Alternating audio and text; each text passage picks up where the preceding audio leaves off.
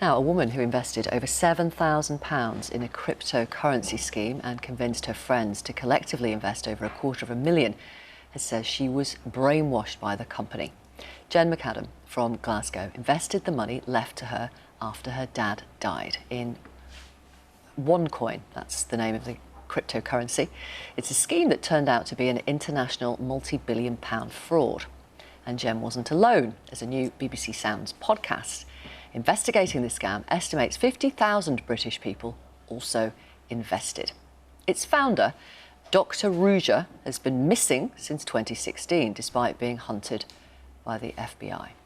Let's talk more about this now with Jen and Jamie Bartlett, who's been running the investigation into OneCoin and is hosting the podcast. Welcome, both of you. Good morning. Jen, so you'd been left this money by your dad after he sadly died. What were you told about investing in OneCoin and what it could earn you? We were told that it's the value of it once you purchased. They were packages, so a £5,000 package. When you bought it, it turned into a digital currency value of 48,000. That's how it was approached to you. Right. Which sounds like an amazing, financially life-changing for many people. You were also told that OneCoin was the Bitcoin colour, and you saw how Bitcoin rose in value, which it is a store of value.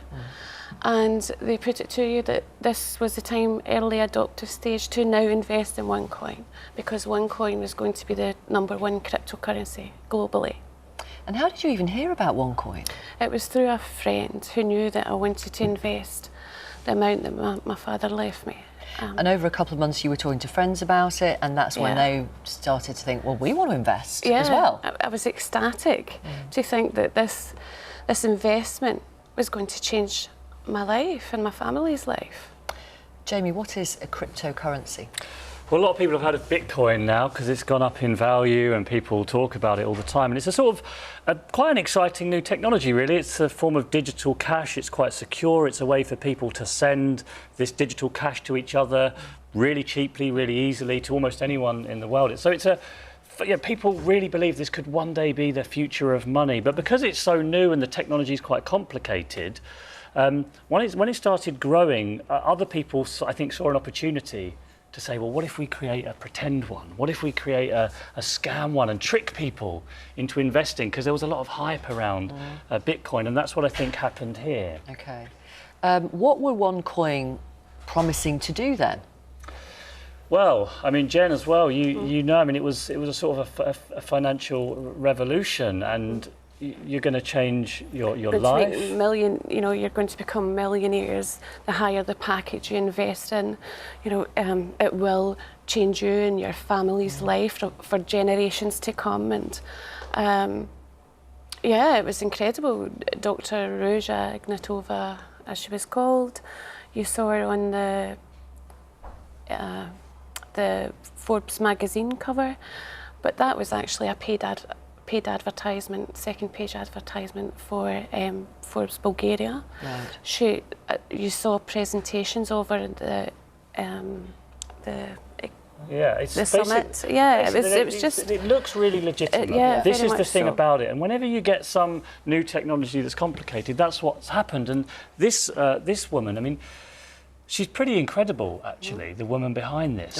Dr. Usha. And part of the podcast is trying to find out where she's gone, because incredibly, it sounds impossible in this day and age, but she creates this currency. Over 4 billion euros is invested in this. I mean, it's an incredible amount of money. And then in 2017, actually, it was October 2017, she takes a flight from Sofia, Bulgaria to Athens, and she disappears. And nobody's seen her since. Has she got the money? Where is the money? Do we know where the money is? Well, it's gone. This is another part of the story, of course. I mean, trying to follow the money around, and you know how these international money flows work, because this was all over the world. 175 countries, people have invested in this. Jen is not alone. There are people everywhere that have invested in this, and there are people that still believe in it today. Your money's gone. It's lost. You've accepted that, have you? Yes, and friends' money. In total, $250,000 has been lost. How do you feel about saying to them, look, I've done this, why don't you think about it? Now, and since realising that it was a scam, the regret, the shame, the guilt, it never leaves. You live with that daily. Were there any red flags when you look back? We were told that we could get our initial investment back out after 12 weeks. That didn't happen. That was the first red flag. And then after that, their business bank accounts started shutting down. Then they would say another one. So slowly red flags were beginning to appear. And it took until November when I received information. I think one of the things about this is the way that, because of the way that it's structured, it spreads between friends and family. Yeah. You know, and so you're getting your friends and family, people excited closest to you, to sign up, and you're bringing them into this. Do they? I hope you don't mind me asking. Have people fallen out with you? Do they still talk to you? The ones that believe that it's a scam, so close friends, yes, they still talk to me. Yeah. I mean, in terms of the podcast, Jamie, tell us more about it. Obviously, you talk to people who've lost money, and then you're on the sort of trail of it. Yeah, it's sort of two things, really. It's trying to figure out where this woman is, which, I mean, there are theories like you wouldn't believe about where she is, what's happened to her, and also trying to sort of uncover just how she managed to pull this off. I mean, in some strange way, this is a remarkable achievement.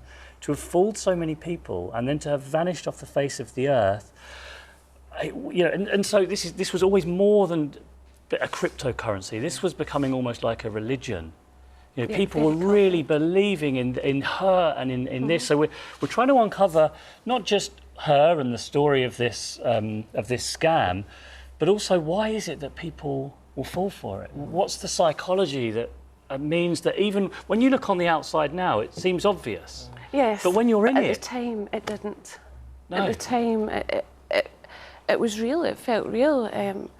They very much use words like family and things like that. Very cult-like. We have amazing footage actually of Jen when she's still a believer and she's arguing with someone who's trying to talk her out of it, and you're shouting at him. Yeah. And you were telling me you've had death threats? Yeah. Why? Because in 2017, I spoke to London City Police Fraud Laundering Unit, and they said they believed it was a Ponzi scam. So I opened up a victim support group to initially tell my friends, and that was started with 13 people, and now we have 7,000 people globally. And the more with the podcasts, and for the last 2 years, because of these groups, the death threats are regular. And how does that make you feel? It's upsetting. Because we just want the truth as a victim of this fraud. We want the truth, and I would like to see justice. So I'm doing my best to raise awareness and to protect people from this and also cryptocurrency fraud. Thank you for telling us about it and our audience. And Jamie, the podcast is available today. Soon. Today. Yeah, later today, and then it's one a week. It's first two are out today, and then it's one a week after that. And it's called? The Missing Cryptoqueen. I didn't know and that that's was a picture me. of her there, so you can see what she looks like. Yeah. And that's available on BBC Sounds. Thank you very much, both of you. Thank you. Thank you. Thank you.